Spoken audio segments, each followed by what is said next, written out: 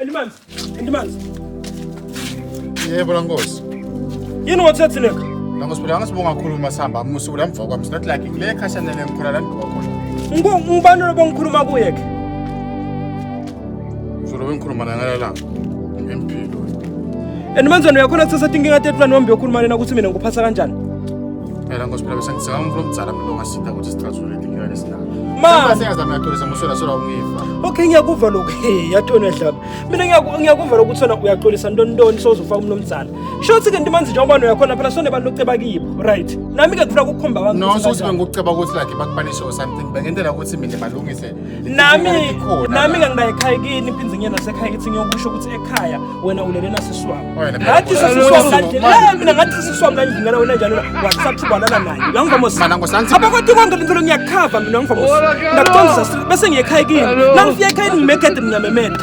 Ngiyachaza konke straight. Angifuna ukhonile. Kutshela kwa MP Yes, lokho usufake kwa MP ukhulume ngami mina khulunywa ngami. Khulunywa ngami ngivuma Mosi. Ngeke uthathe indzaba tamambe etshela kwa MP ngivuma Mosi. Uthi mina bangibuke njani ngoba MP ubuke wangimanga.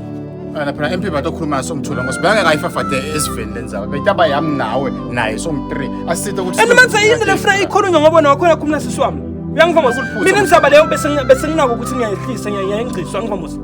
Sengikhanza ukukhuluma nomunye umuntu. Lo muntu uthi angibuka kanjani nje mina nothi sathi indzaba tethu ukuthi ikhokha ngaphandle. Lapha MP la ngosubuka inhlala kahle yebantu esiveni. Bathi soyadwa ukuthi unakhona khumla siswami. Nayo lenkinga. Uyabona uyakwati lokho. Kunezinto la kungamela ukuthi umuntu athathe uyangivuma Mosi. Nyalo ka noma mina sakabona ngibona umuntu la ngathi serious. Into zakhe lekona khumla siswakhe. Ngosungayibuka njalo mfike. Ngibuka kanjalo ke mina nami ukuthi bekazama kulungisa inkinga. All right, nami ke ngiyolungisa ekhaya kini. Ekhaya kini ngiyobatshela mina ukuthi wena ulelena siswami nasekhaya ngiyasho yonke. Izali phela itsinyane lento. Okay, ngiyafuna. Ngidile ukuthela MP.